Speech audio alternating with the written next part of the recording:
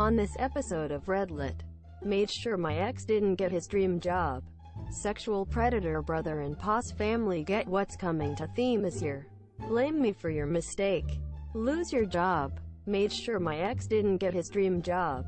Not entirely sure if this counts as ProRevenge. Mods feel free to remove if it doesn't fit here or breaks the rules or whatever.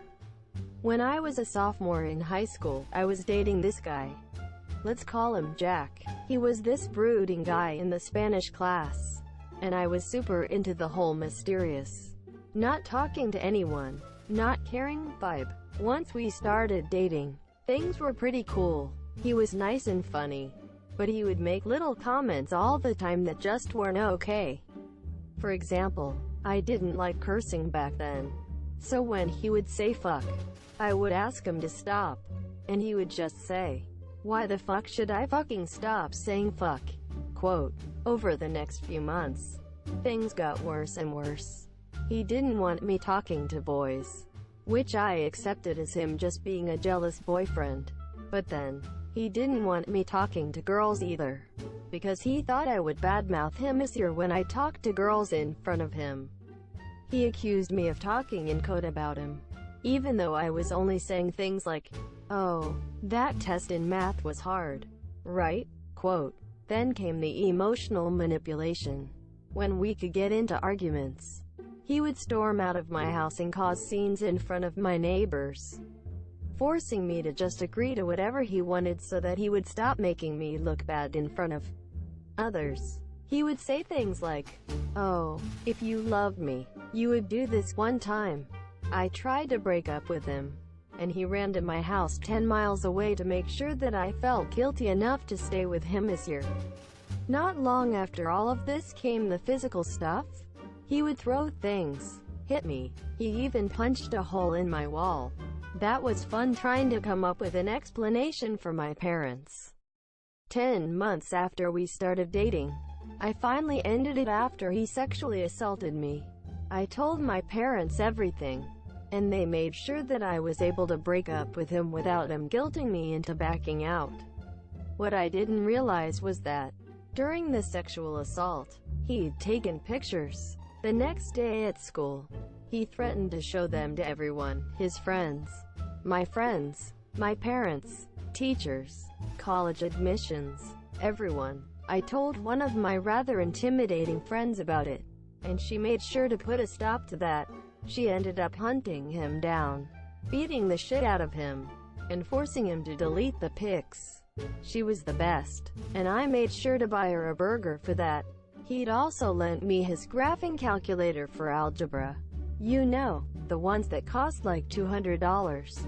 He told me that he didn't want it back, but that he wanted the money to buy a new one.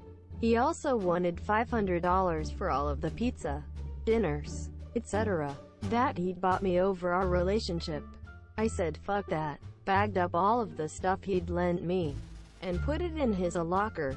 When I got home that night, the bag was sitting on my front porch. I ended up driving to his house and giving the stuff to his parents, making sure to explain that, while he bought me food, I also bought him food, so I didn't know him shit. All of that is a long-winded way to say that this guy sucked. Fast forward about a year. I was in therapy, taking medicine, and doing much better after that entire ordeal. I hadn't spoken to him at all, and things were great. Then, I get a call from him this year. Now, Jack's dream was to join the Marines. He'd been training with a Marine recruiter for nearly 2 years, getting in shape, making sure he was up to standard to join. As much as I hated him, I have to admit that he worked his ass off for that. When Jack called me, he asked me to be a character reference for him this year. Why, he asked me. I have no fucking idea. After all the shit he did, you'd think he would have wanted me as far away from the recruiting people as possible. Nonetheless, he asked. So, I did what any good friend would do, and I told him, sure, I'd be happy to be your reference. He said great, and told me the stuff to say once the recruiting officer called. Stuff like, Jack's an upstanding person, very loyal, very strong, very hard-working, A great guy to have in the Marines. I said no problem, and hung up. 2 weeks later, I get the call. Sergeant Whatever asked me a couple of questions. Like, how did I know Jack? Did I think he would be a good fit for the Marines? What kind of person was he? Etc. You better believe that I told that guy everything. I told him about the emotional manipulation, the physical abuse, the sexual abuse, all of it, in painstaking detail. The sergeant was pretty quiet through all of this, just listening, jotting everything down, I imagine. At the end of the call, he said, "Thank you for telling me all of this. I'll be honest, that's not what I was expecting to hear. But I appreciate your honesty. That's not the kind of person we want in the Marines." I agreed with him on that point, and we hung up. Never talked to Jack again after that. Last I heard, he's working at McD's, still in our Podink hometown.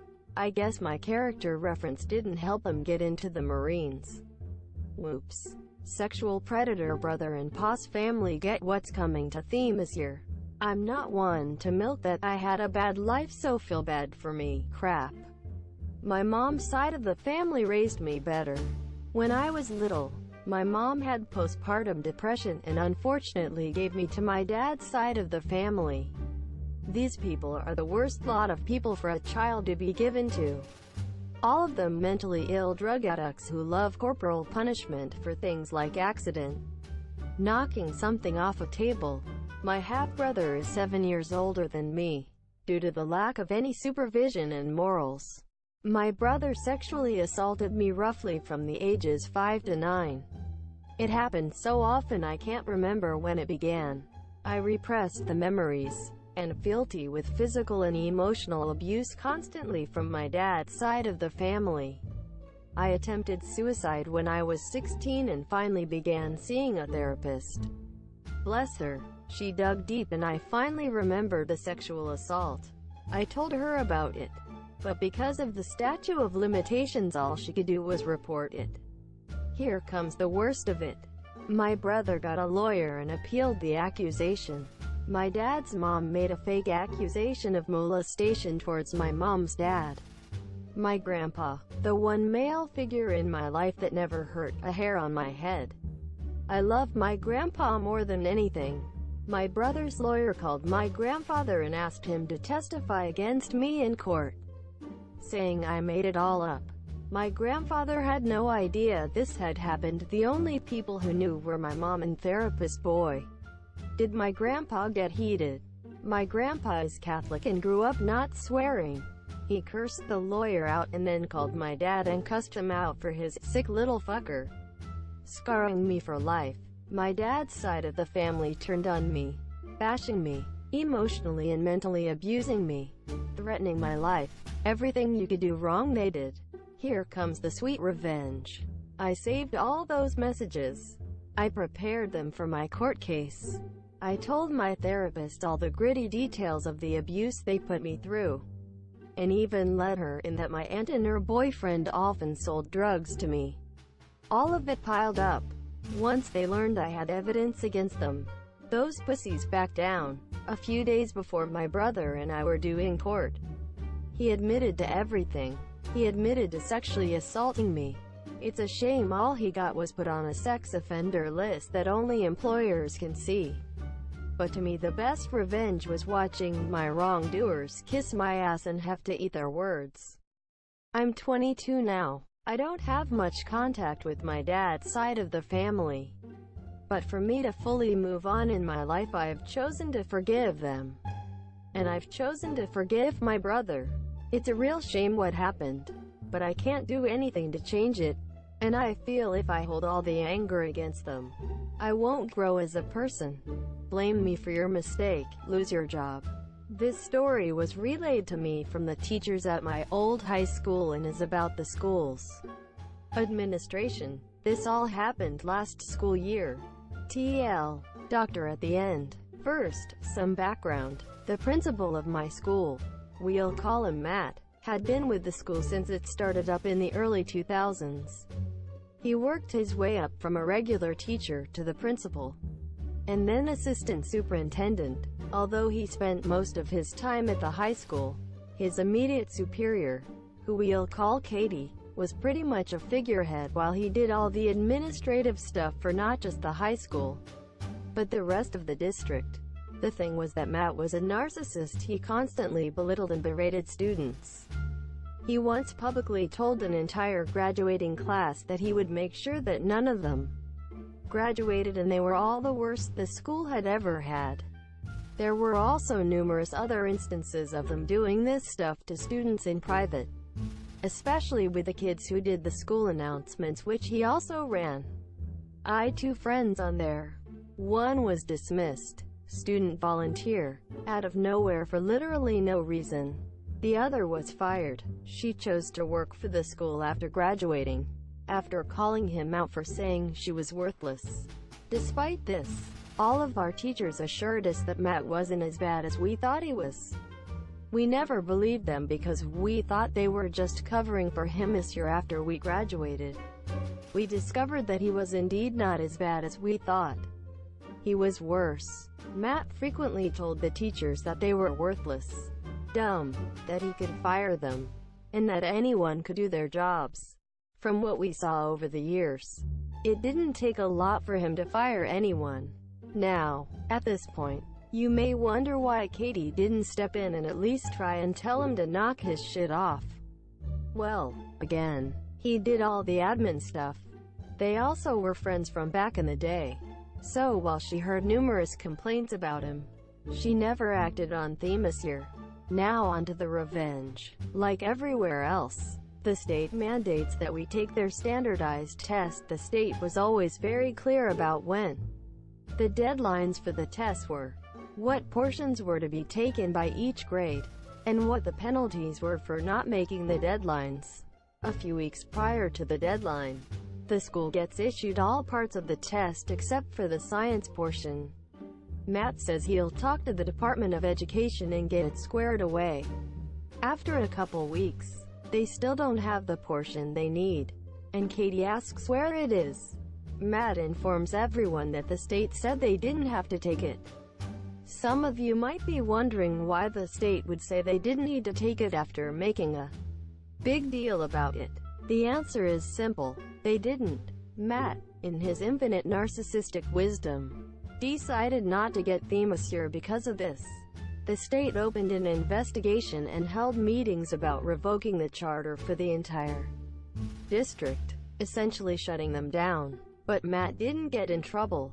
Since Katie was superintendent, it was her job to make sure those tests were ordered. The story ended up going public and Katie took full responsibility for the screw-up. Matt also berated her in private like he did with everyone else.